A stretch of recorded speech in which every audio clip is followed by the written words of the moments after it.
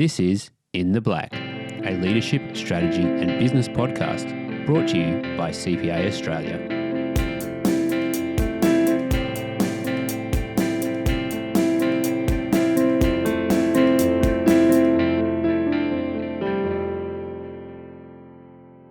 Welcome to In the Black. Today, we're revisiting one of our most popular episodes from the CPA podcast catalogue. Late last year, around the time of CPA Australia's virtual congress, Jackie Blondell sat down with best-selling author and adamant generalist Daniel Pink.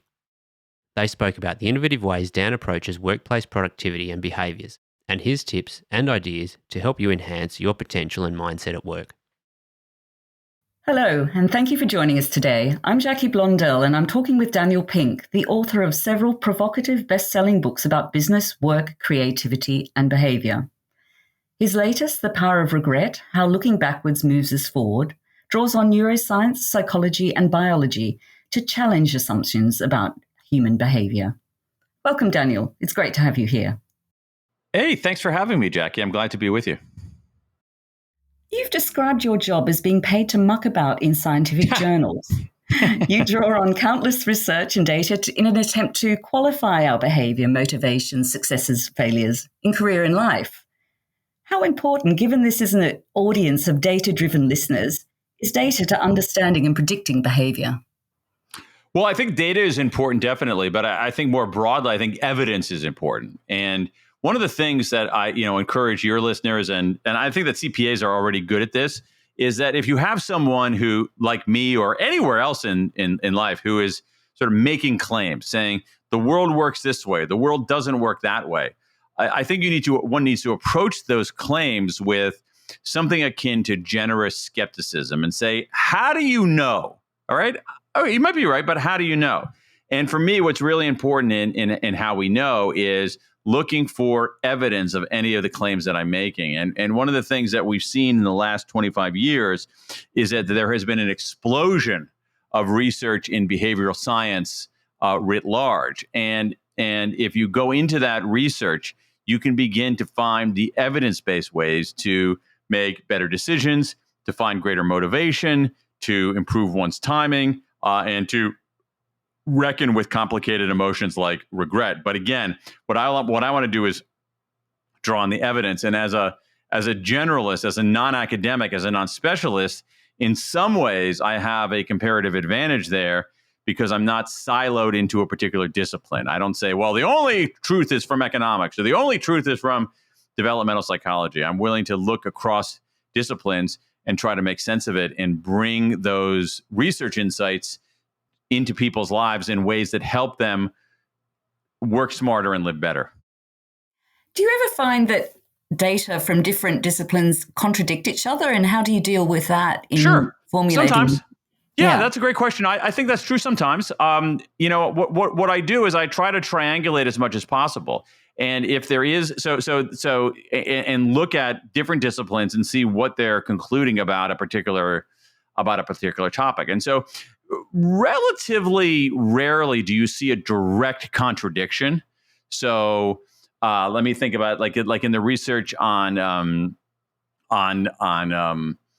regret, say, or the research on, let's say the research on regret, you very rarely see someone saying regret has absolutely no benefit to human beings versus someone who's saying regret is entirely useful to human beings. You very rarely see a direct contradiction. What you see more likely different interpretations or different weights, WEIGHT weights, different weights on how important something is. And I think that, again, if you are a generalist as I am, you can look at different disciplines and you can triangulate and you can talk to people and try to make sense of that. And at the very least, explain to readers as a writer of popular books, explain to readers saying, hey, you know what? There's some disagreements about this particular topic. Here's the evidence for this point of view. Here's the evidence for that point of view. I'm not sure who's right.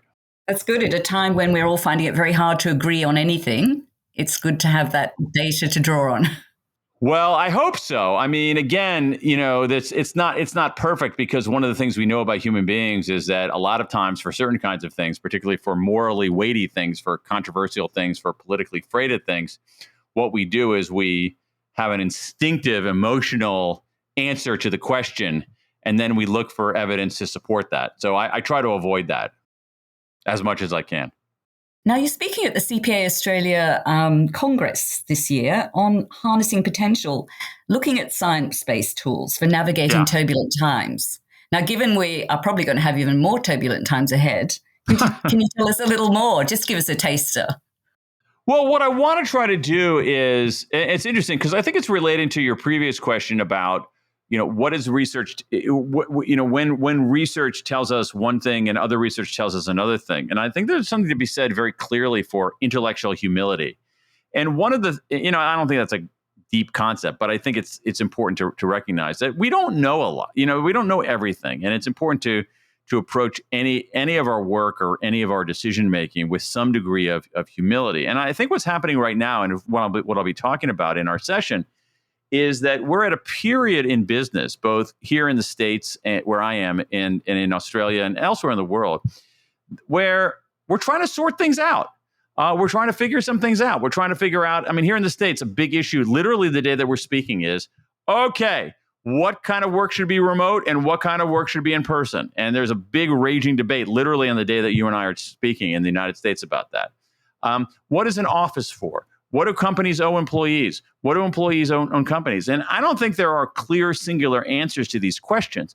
But what I do think is that around the world, we're trying to sort out these questions. And what I want to try to do in my session is give people decision-making tools and other kinds of mechanisms for making those decisions in more effective ways, and lodging those tools and techniques in real evidence rather than in a particular philosophy or rather than in my guesses. Can you give us an example? Like, let's take remote work versus work at the office. Yeah. What sort of tools would you use to have a discussion, debate, or So I think that in that case, like on that one, I would draw on some of the research on autonomy. And really recognizing, like, what are the conditions in which people can do their very, very best work? And what we know, and we've known this for decades, what we know is that people do their best work when they have a reasonable degree, like a pretty significant or sensible degree of challenge in what they're doing, but they also have what is known in the literature as decision latitude. They have some say over what they do, when they do it, where they do it, how they do it. So it's possible to have jobs that are not very challenging, and people don't flourish in those, truly.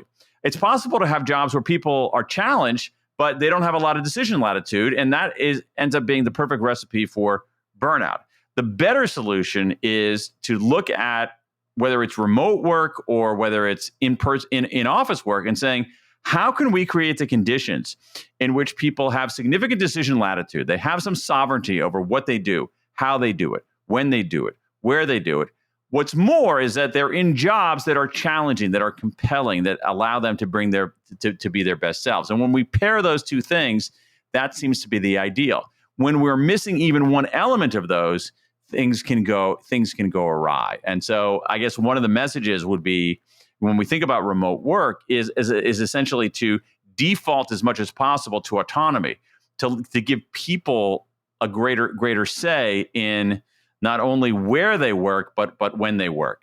And when we do that, rather than dictating, you must be in the office 4 days a week, when you push some of the decision-making authority to people, and you do this in a more collaborative way, you're more likely to get greater engagement, greater buy-in, greater psychological safety, and all those other elements that we know contribute to flourishing, effective workplaces.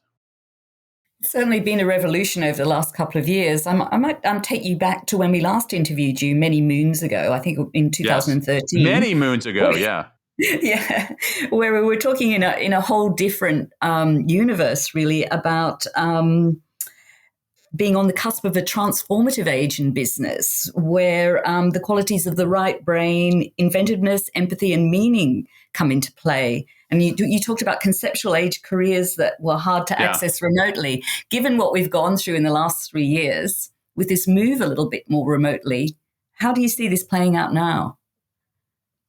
Well, in a number of different ways, again, that body of ideas where I argued that certain kinds of metaphorically left brain abilities, logical, linear, sequential, spreadsheet kinds of abilities, were becoming easy to outsource and easy to automate, and therefore were less valuable, and that certain kinds of metaphorically right brain abilities, exactly as you say, big picture thinking, artistry, design thinking, storytelling, empathy is becoming more important. I think that has remained. I think that has remained to be the case, and I think if anything, it has accelerated. The one thing that I didn't forecast very well was how good AI would be at dealing with some of these right brain abilities. So if you think about something like, there's a program that I have on my computer right now called DALL-E, DALL-E. DALL-E, I guess it's pronounced. And what it allows you to do is type in a few phrases. So I could type in a phrase, something kind of ridiculous, like, two raccoons sitting on a beach drinking margaritas. Or here we go. How about this? Two raccoons sitting on Bondi Beach drinking margaritas. Okay. And I can type that in, and then within a minute, I can get a computer rendered artificial intelligence powered image of that, what I just described. That's pretty amazing.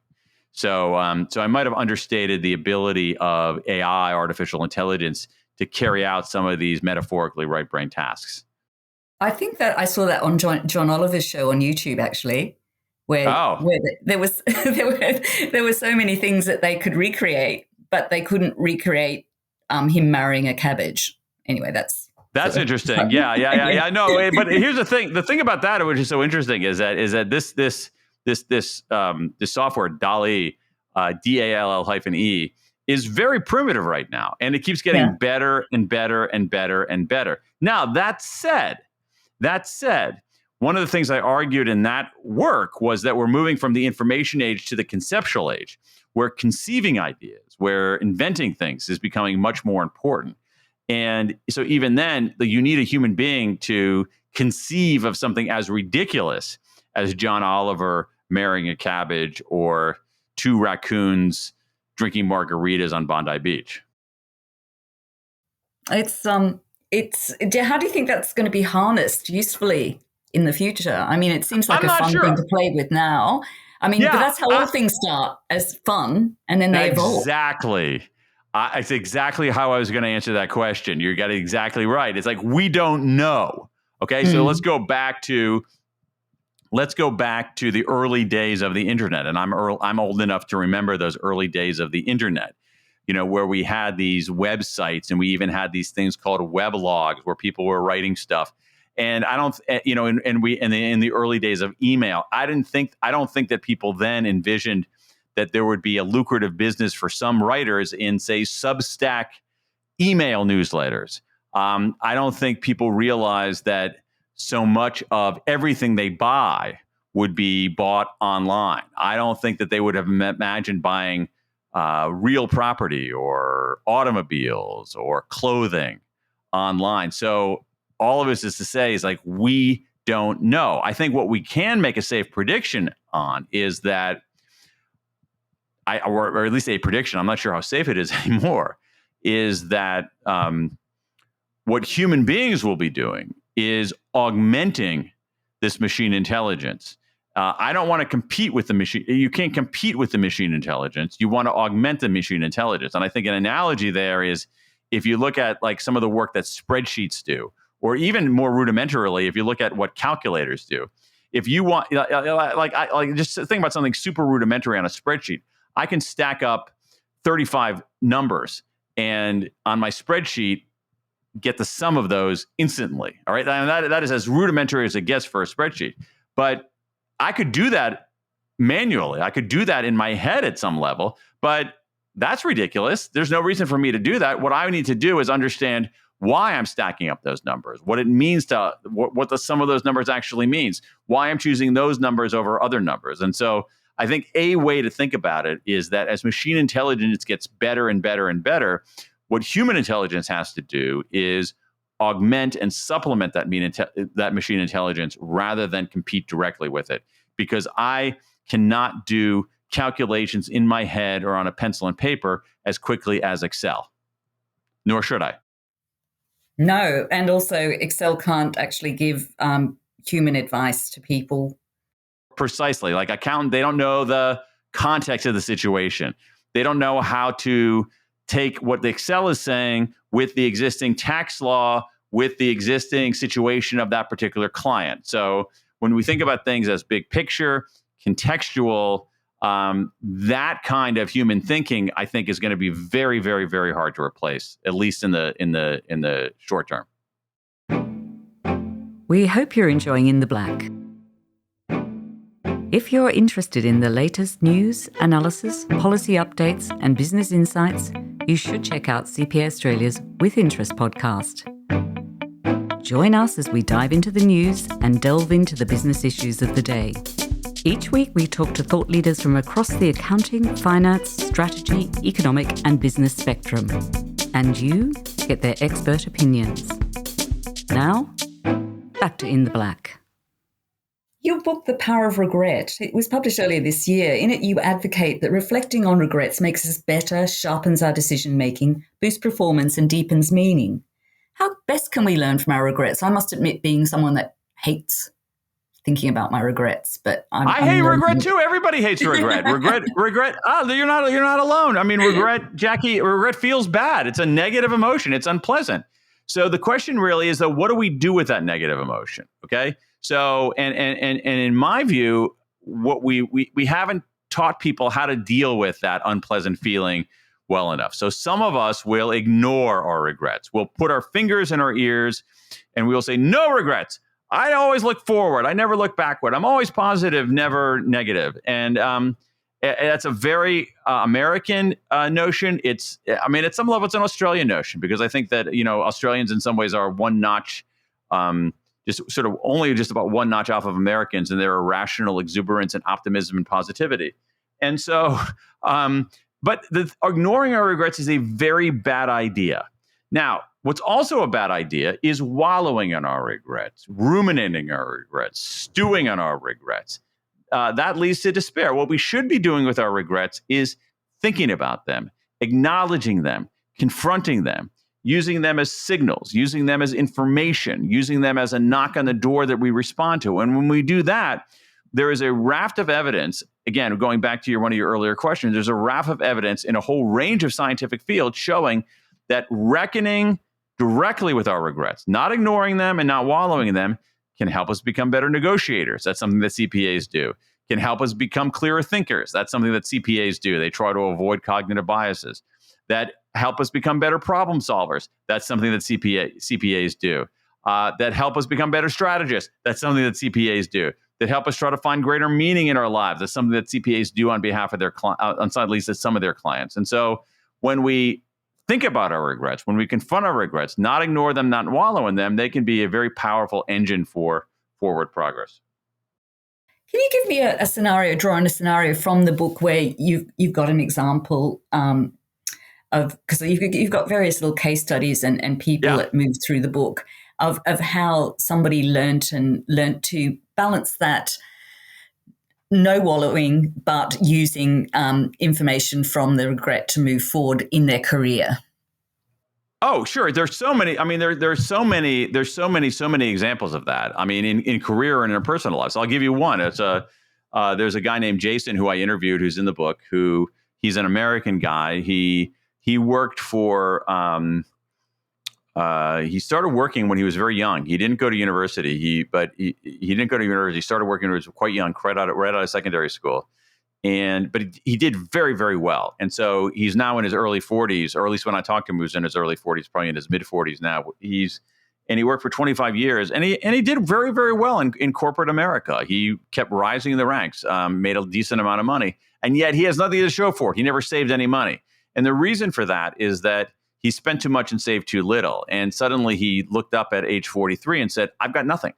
I've been working my butt off for 25 years and I have nothing to show for it. So he has what I call a foundation regret, which is that he made small bad decisions early in life that accumulated to negative decisions bad consequences later in life. So what does he do with that? He can't undo those 25 years. What he can do are a bunch of different things. Number one is that he can start being more financially responsible today, not a week from now, not a month from now, today. And so he can change his behavior. What's more, which I thought was very interesting with Jason, as he told me his story, is that he happens to work in human resources.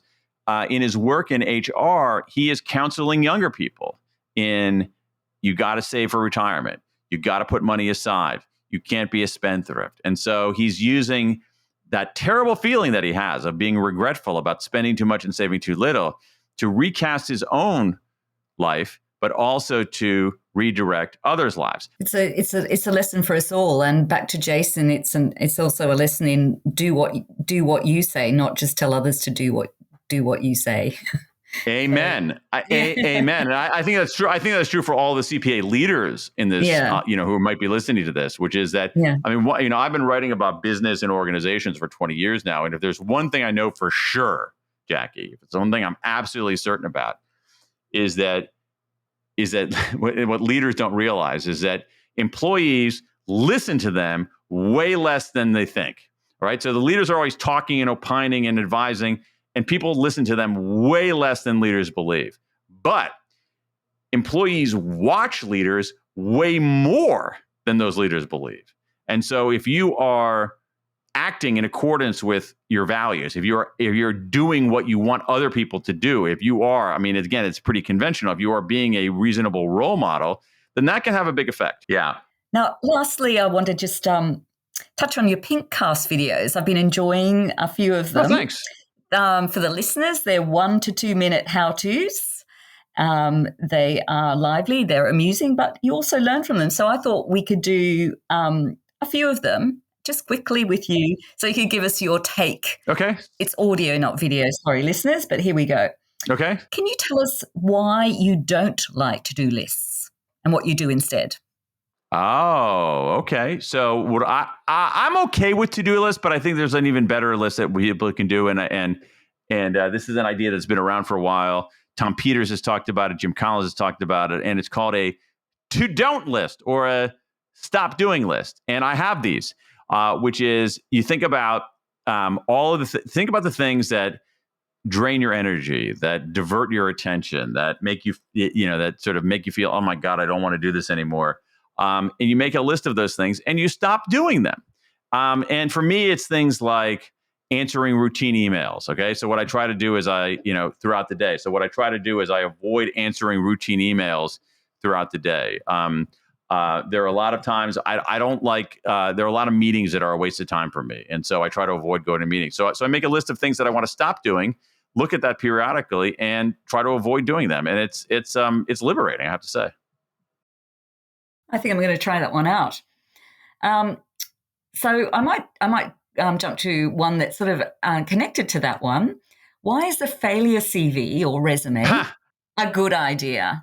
Why? Our resumes often big ourselves up, and they're often audacious about our skills. But what about the other flip side, the failure CV? And that's okay. Audacity in resumes and gleamingness in resumes is okay. I just want to, this is not a replacement. This is an addition. And this is an idea from Tina Seelig at Stanford University. And what she suggests is that we should all have a failure resume where you, and I've refined this idea a little bit. And my favorite way to do it is this. Think about, so instead of your resume is a list of all your accomplishments, your accolades, your achievements.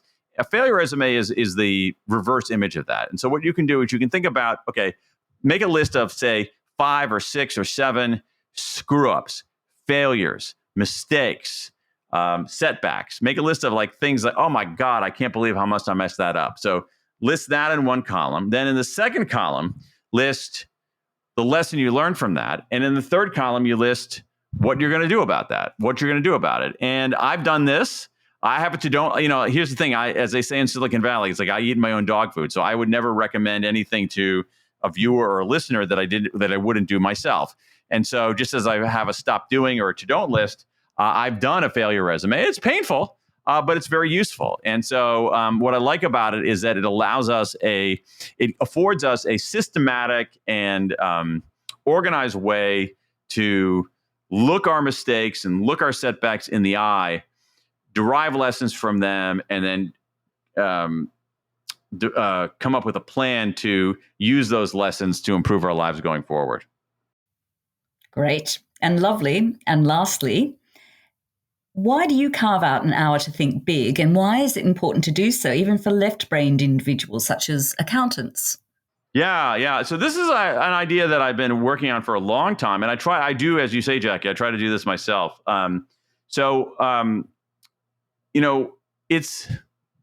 It's our brains, our minds, our being needs to toggle a little bit between loose and tight, between exploring and between executing. And I think a lot of times in business, particularly in professions like CPAs, we're very focused on executing. We're very focused on achievement. And that's cool, but we got to carve out some time to be loose rather than tight, to be explorers rather than executors. And the only way people will do this, particularly accountants, the only way, or people who are somewhat intense, is that you have to carve out some time to do it. So there are a lot of practices like this. One idea, which comes from the United States, is something called a Schultz hour, from our former U.S. Secretary of State, essentially akin to our foreign minister. He years ago would take an hour every week where he would just think. He would think, and he would try to think about how he could do his job better, or how he could serve people a little bit better. Nobody except for the president and his wife, the president of the U.S. and his wife, were allowed to interrupt him during that time. There's another idea that's been out there for about a decade now called a genius hour. I love this idea, where companies, organizations will give people an hour each week, and they'll say to them, go, leave your job, leave your desk. Okay, this is back in the days when people had desks, but leave your home office desk, leave your workplace desk, go somewhere else, don't do your job, and think about a better way to run this operation. Think about something we're doing for our clients that we should stop doing. Think about some process we can get rid of. Thinking about something, a new product offering that we can have. And this has been known here in the States as a genius hour, 1 hour of this intense, undiluted autonomy. And there's some evidence showing that it leads to some big breakthroughs. And so, and again, for me, we might aspire to do that. We might aspire to say, "Oh, I want to be creative. I want to think in a divergent way. I want to fashion cool ideas, but I don't have time to do it." The only way to remedy that is to actually build in that time and give yourself an hour a week for a genius hour, an hour a week for a Schultz hour.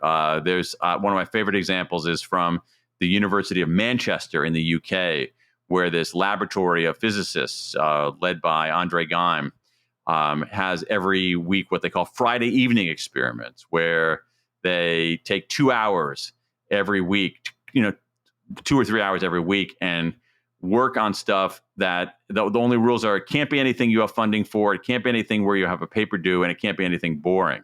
And it turns out that in this laboratory at the University of Manchester, during their Friday evening experiments, these 2 hours of undiluted autonomy, they made a breakthrough that won them the Nobel Prize in Physics. So, oh my God. So I'm a firm believer in that. And here's the thing: we're not going crazy here. Okay, we're not saying, oh, everybody should have 2 days a week off to do what they want and frolic in the meadow. We're talking about 1 hour, 2 hours a week. And for most of us, that's doable. And we need that time. Our brains need that time. Our souls need that time just to wander and to wonder and to be divergent and exploratory rather than convergent and executing. Well, that Manchester University story does show to our finance audience that the return on investment for that type of time can be very, very good. So I'm telling you, man, if you just look at the ROI of that 1 hour, okay, because what you're talking about, okay, so let's I can do rudimentary math.